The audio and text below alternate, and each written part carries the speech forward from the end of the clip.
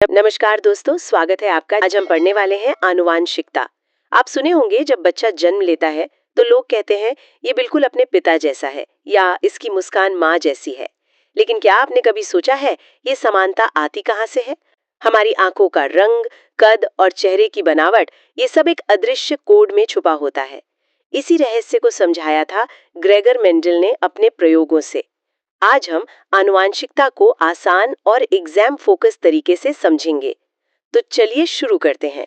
और अगर हम परीक्षा के नजरिए से देखें तो ये जीव विज्ञान का एक ऐसा हिस्सा है जिसे अक्सर रटने की कोशिश की जाती है। लेकिन आनुवांशिकता या जेनेटिक्स रटने का नहीं बल्कि पूरी तरह से लॉजिक को समझने का विषय है। सही कहा। ये तो विज्ञान की वो शाखा है जो हमारे अस्तित्व के बुनियादी सवालों के जवाब देती है। तो आज की इस चर्चा में हम एक एक करके उन सभी नियमों को डिकोड करेंगे जो तय करते हैं कि जानकारी एक पीढ़ी से दूसरी पीढ़ी तक कैसे पहुंचती है। ये तो बहुत ही दिलचस्प सफर होने वाला है। मैं तो काफी एक्साइटेड हूँ। हाँ, और अगर इन कॉन्सेप्ट्स को एक बार विजुअलाइज कर लिया जाए ना, हाँ। तो प्रकृति को देखने का नजरिया ही बदल जाएगा। बिल्कुल। तो बिना देरी किए चलो अब पहली स्लाइड देखते हैं। देखो, इस स्लाइड पर जो 3D ऑब्जेक्ट है उसमें एक बड़ा सा कुत्ता और उसके साथ एक छोटा सा प्यारा पिल्ला यानी पपी बैठा है। हाँ, और ये चित्र हमारे आज के पूरे विषय की सबसे मजबूत नींव है। अच्छा? बिल्कुल। अगर हम इस स्लाइड के कंटेंट को समझें तो सबसे पहला शब्द आता है आनुवंशिकता यानी हेरिडिटी। हाँ, हेरिडिटी। हाँ, इसका अर्थ यहाँ स्लाइड पर लिखा है, माता पिता और पूर्वजों के गुणों का संतानों में पहुंचना। मतलब पैतृक लक्षणों का ट्रांसफर होना। सही कहा। इसका सीधा सा मतलब है कि जो गुण हमारे माता पिता में हैं, उनका एक जैविक ब्लूप्रिंट के जरिए हम तक आना ही हेरिडिटी है। ठीक है, समझ गए। अब इसके ठीक नीचे एक और शब्द है आनुवंशिकी यानी जेनेटिक्स। ये जीव विज्ञान की वो शाखा है जहां हम आनुवंशिकता और जीवों की विभिन्नताओं, जिसे वेरिएशन कहते हैं, उसका अध्ययन करते हैं। ओके। और अंत में इस स्लाइड पर इसका महत्व बताया गया है। महत्व ये है कि इसी के कारण पीढ़ी दर पीढ़ी जीवों में समानता बनी रहती है। स्लाइड में जो उदाहरण दिया है वो इसी बात को पुष्टि करता है कि कुत्ते का बच्चा कुत्ता ही होता है। हाँ, बिल्ली का बच्चा बिल्ली ही होगा। बिल्कुल। ये जो बेसिक डिजाइन है ना, वो आनुवंशिकता के कारण ही सुरक्षित रहता है। ये बेसिक स्ट्रक्चर वाली बात तो एकदम साफ है कि प्रजाति समान रहती है। लेकिन यहाँ मुझे एक डाउट है। हाँ, बताइए। अगर हेरिडिटी का मतलब समानता है तो जेनेटिक्स की परिभाषा में विभिन्नताओं या वेरिएशन का अध्ययन क्यों लिखा है? बहुत ही अच्छा सवाल है। इस सवाल का जवाब हमारे आसपास ही मौजूद है। समानता तो एक व्यापक स्तर पर है कि कुत्ते का बच्चा कुत्ता है, उसके भी 4 पैर और एक पूंछ है। लेकिन क्या वो छोटा पिल्ला बिल्कुल 100% अपने माता या पिता की कार्बन कॉपी होता है? और नहीं, बिल्कुल नहीं। अक्सर नहीं। हो सकता है उसके बालों का रंग थोड़ा अलग हो या उसके कान थोड़े ज्यादा मुड़े हुए हों। इंसानों में भी हम अपने भाई बहनों से अलग दिखते हैं। हाँ, ये तो है। माता पिता से थोड़ा अलग दिखने वाले इन्हीं सूक्ष्म बदलावों को विभिन्नता या वेरिएशन कहते हैं। जेनेटिक्स में हम दोनों पढ़ते हैं, हम माता पिता जैसे क्यों दिखते हैं और हम उनसे थोड़े अलग क्यों होते हैं। समझ गए। मतलब ये समानता और बदलाव दोनों का ही विज्ञान है। चलो अब अगली स्लाइड देखते हैं। बिल्कुल। देखो, इस स्लाइड पर 3D में हरे भरे मटर के पौधे हैं। कुछ बहुत लंबे दिख रहे हैं और कुछ एकदम बौने, और नीचे की तरफ हरे और सफेद चमकते हुए गोले हैं जो अलग हो रहे हैं। हाँ, ये विजुअल सीधे तौर पर ग्रेगर मेंडल के ऐतिहासिक प्रयोगों का सार दिखा रहा है। स्लाइड की हेडिंग है मेंडल के आनुवंशिकता के नियम भाग 1। मेंडल ने मटर के पौधों पर सालों तक प्रयोग किए थे। इसमें पहला है प्रभाविता का नियम या लॉ ऑफ डोमिनेंस। अच्छा, इसमें क्या होता है? स्लाइड के अनुसार जब विपरीत लक्षणों का संकरण होता है तो F1 पीढ़ी में केवल प्रभावी लक्षण ही दिखता है। F1 पीढ़ी मतलब पहली पीढ़ी? हाँ, स्लाइड के उदाहरण को देखते हैं। जब एक लंबे और एक बौने पौधे के बीच क्रॉस कराया गया तो उनके बच्चे मीडियम हाइट के नहीं हुए बल्कि सब के सब लंबे हुए। ओहो, सब के सब लंबे। हाँ, यहाँ लंबापन एक प्रभावी या डोमिनेंट लक्षण है जिसने बौनेपन को दबा दिया। समझियो। और वो दूसरा नियम है पृथक्करण का नियम या लॉ ऑफ सेग्रीगेशन। ये बताता है कि युग्मक निर्माण के समय जीन के जोड़े, जिन्हें एलील कहते हैं, अलग हो जाते हैं, एक माता से और एक पिता से। स्लाइड में जो नीचे हरे और सफेद गोले अलग हो रहे हैं वो इसी बंटवारे को दर्शा रहे हैं। ठीक है, लेकिन यहाँ मुझे एक डाउट है। अगर पहली पीढ़ी में बौने पौधे का लक्षण छुप गया है तो क्या वो हमेशा के लिए खत्म हो जाता है या कहीं अंदर मौजूद रहता है? वो लक्षण बिल्कुल भी खत्म नहीं होता। अच्छा। हाँ, वो अंदर पूरी तरह सुरक्षित मौजूद रहता है, बस वो प्रभावी लक्षण के सामने खुद को एक्सप्रेस नहीं कर पाता। इसे अप्रभावी या रिसेसिव लक्षण कहते हैं। मतलब वो जीन नष्ट नहीं हुआ था? बिल्कुल नहीं। मेंडल ने साबित किया कि अगर हम उन्हीं F1 पीढ़ी के लंबे पौधों का आपस में क्रॉस कराएं, तो अगली पीढ़ी में वो बौनापन फिर से वापस आ जाता है। वो बस अपनी बारी का इंतजार कर रहा था। ये तो बहुत ही गजब का सिस्टम है। चलो अब अगली स्लाइड देखते हैं। देखो, इस स्लाइड पर एक 3D लैटिस या जालीनुमा संरचना है, जिसमें पीले, हरे, गोल और झुर्रीदार यानी व्रिंकल्ड गोले एक दूसरे से बिल्कुल स्वतंत्र रूप से जुड़े हुए हैं। ये जो 3D लैटिस है ना, ये मेंडल के तीसरे नियम को समझाता है। स्लाइड पे लिखा है मेंडल के आनुवांशिकता के नियम भाग 2। यहाँ हमें स्वतंत्र अपव्यूहन का नियम यानी लॉ ऑफ इंडिपेंडेंट असॉर्टमेंट को समझना है। स्लाइड की परिभाषा पढ़ते हैं। अलग अलग लक्षणों की वंशागति एक दूसरे से पूरी तरह से स्वतंत्र होती है। मतलब एक लक्षण का दूसरे पर कोई प्रभाव नहीं पड़ता? बिल्कुल सही। उदाहरण भी दिया है, बीजों का रंग जैसे पीला या हरा और उनका आकार जैसे गोल या झुर्रीदार एक दूसरे को प्रभावित नहीं करते। ओके। ऐसा नहीं है कि अगर बीज पीला है तो उसे गोल ही होना पड़ेगा, वो पीला और झुर्रीदार भी हो सकता है। रंग का जीन अपना अलग रास्ता तय करता है और आकार का अलग। तो क्या इसका मतलब ये है कि अगर मेरी आंखें मेरे पिता जैसी हैं, तो ये जरूरी नहीं कि मेरे बालों का रंग भी उन्हीं के जैसा हो? क्या ये दोनों गुण अपना अपना अलग रास्ता चुनते हैं? 100%। यही इस नियम का मतलब है। आपकी आंखों का रंग और बालों का रंग दो अलग लक्षण हैं। स्वतंत्र अपव्यूहन के कारण दोनों के जीन स्वतंत्र रूप से ट्रांसफर होते हैं। इसीलिए हम देखते हैं कि कुछ गुण माता के आ जाते हैं और कुछ पिता के। हाँ, कोई भी दो गुण आपस में चिपके हुए नहीं होते। लक्षणों का ये बंटवारा तो सच में मैजिक है। चलो अब अगली स्लाइड देखते हैं। देखो, इस स्लाइड पर हवा में 3D टेक्स्ट तैर रहा है। 3:1, 3:1 और 1:2:1, 1:2:1 और नीचे मटर के पौधों का एक फ्लू चार्ट है। ये स्लाइड बहुत स्कोरिंग है। यहाँ हम एक संकर संकरण या मोनोहाइब्रिड क्रॉस के बारे में पढ़ रहे हैं। परिभाषा है केवल एक लक्षण जैसे पौधे की लंबाई पर आधारित संकरण। मतलब सिर्फ एक गुण पर फोकस। बिल्कुल।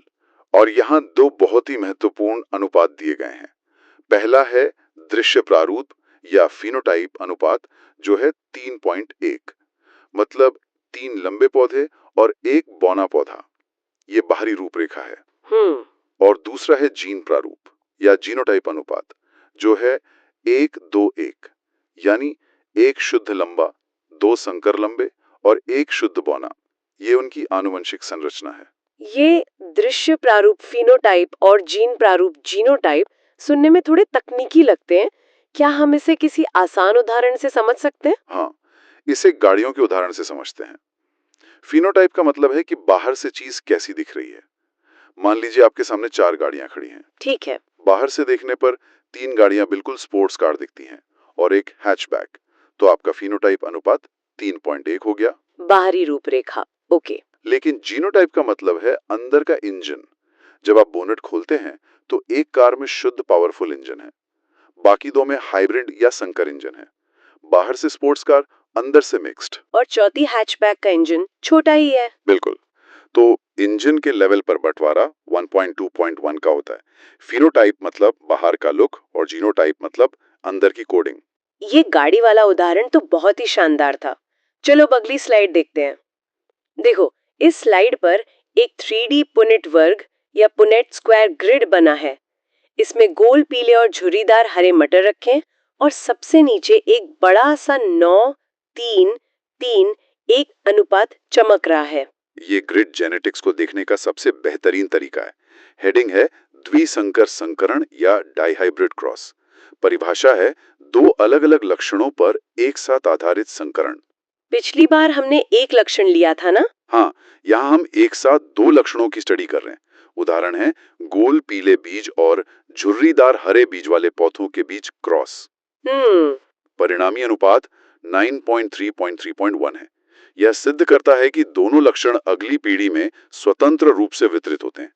9 गोल पीले, 3 गोल हरे, 3 झुर्रीदार पीले और 1 झुर्रीदार हरा पौधा मिला था। सिर्फ 2 लक्षणों को मिलाने से इतने सारे अलग अलग कॉम्बिनेशंस ये 9, 3, 3, 1 कैसे बन जाते हैं? क्या प्रकृति खुद एक गणितज्ञ मैथमेटिशियन की तरह काम करती है? ये प्रकृति के गणितीय नियमों का ही तो चमत्कार है।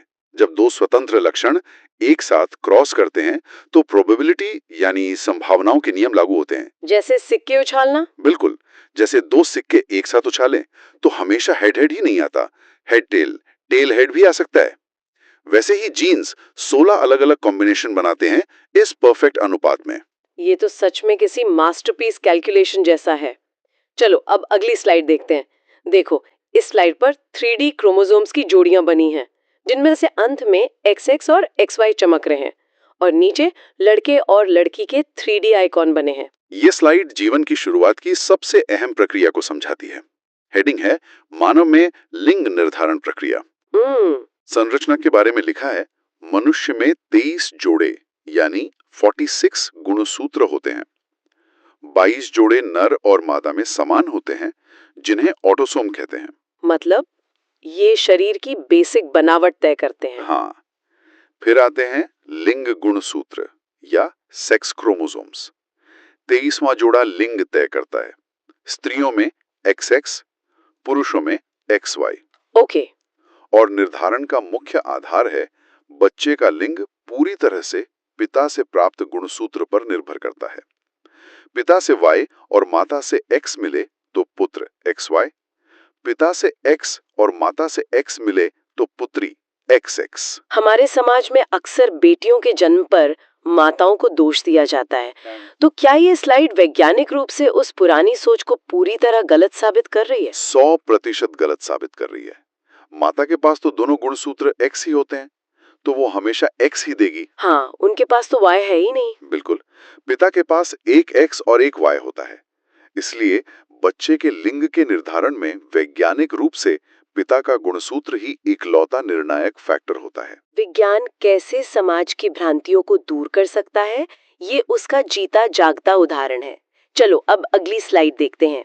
देखो, इस स्लाइड पर दो बहुत ही रोचक 3D तुलनाएं हैं।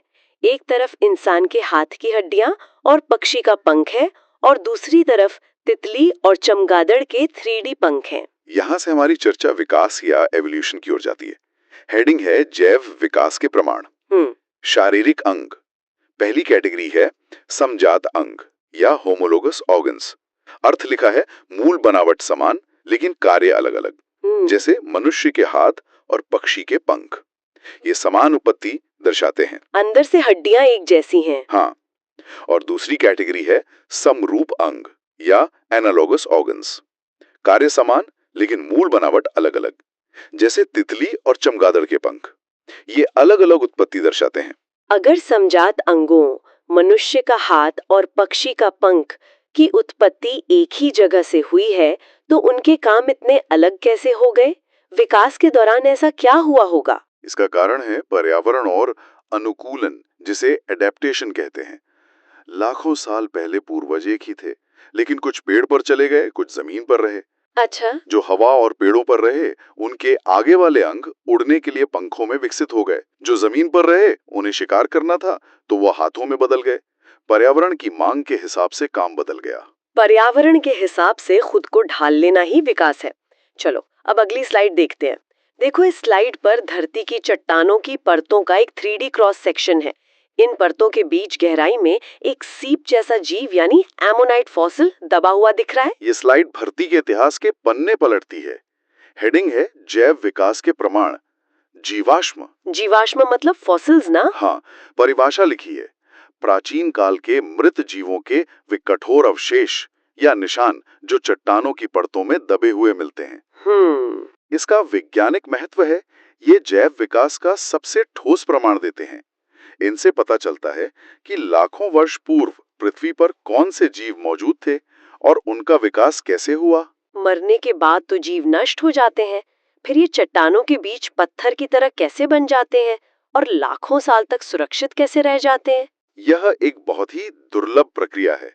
सामान्यतः जीव सच में नष्ट हो जाते हैं, लेकिन अगर कोई जीव मरने के तुरंत बाद कीचड़ या रेत के नीचे बहुत जल्दी दब जाए तो ऑक्सीजन नहीं मिलेगी। बिल्कुल, ऑक्सीजन न मिलने से वो सड़ता नहीं है। फिर लाखों सालों तक परतों का भारी दबाव पड़ता है और पानी के जरिए मिट्टी के मिनरल्स उस जीव की हड्डियों की जगह ले लेते हैं। ओहो, मतलब हड्डी पत्थर बन जाती है। हाँ, और चट्टान के अंदर एक सांचे की तरह हमेशा के लिए सेव हो जाती है। धरती ने अपने इतिहास को सुरक्षित रखने का अपना तरीका बना लिया है। चलो अब अगली स्लाइड देखते हैं। देखो, इस स्लाइड पर 3D में घूमता हुआ एक डबल हेलिक्स यानी द्विकुंडलित डीएनए है और एक सिंगल स्ट्रैंड या एकल सूत्रीय आरएनए है, जिन पर ATCG बेस बहुत ही सुंदर तरीके से चमक रहे हैं। ये स्लाइड हमारे पूरे शरीर का मास्टर कंट्रोल रूम है। हेडिंग है आणविक आधार, डीएनए और आरएनए। स्लाइड के अनुसार डीएनए डीऑक्सीराइबोन्यूक्लिक एसिड आनुवंशिक जानकारी का मुख्य भंडार है। इसकी संरचना द्विकुंडलित या डबल हेलिक्स है। और ये बेस क्या है? क्षारक ये बेसेस हैं adenine A, thymine T, cytosine C और ग्वानिन जी। ओके। दूसरी तरफ है आरएनए, राइबोन्यूक्लिक एसिड। इसका मुख्य कार्य है प्रोटीन संश्लेषण या प्रोटीन सिंथेसिस में मदद करना।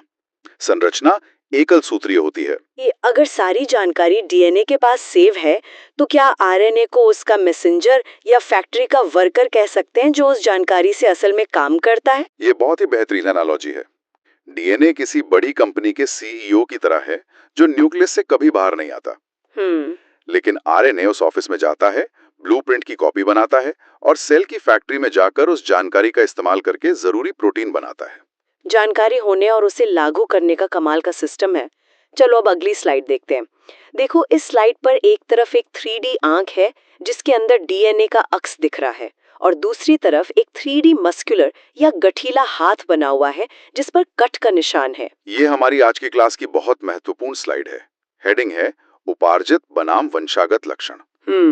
वंशागत लक्षण या इनहेरिटेड ट्रेट्स माता पिता से डीएनए के जरिए संतानों में पहुंचते हैं, विकास की प्रक्रिया में महत्वपूर्ण भूमिका निभाते हैं।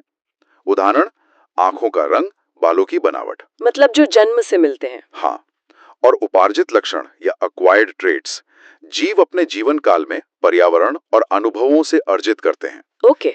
ये डीएनए में बदलाव नहीं करते, इसलिए अगली पीढ़ी में नहीं जाते। उदाहरण, व्यायाम से बनी मांसपेशियां या शरीर पर चोट का निशान। मतलब अगर कोई इंसान अपनी पूरी जिंदगी लगाकर बहुत बड़ा वैज्ञानिक बन जाए या जिम जाकर बॉडी बिल्डर बन जाए, तो उसका ये ज्ञान या उसके डोले शोले उसके बच्चों में जन्म से ही क्यों नहीं आ जाते?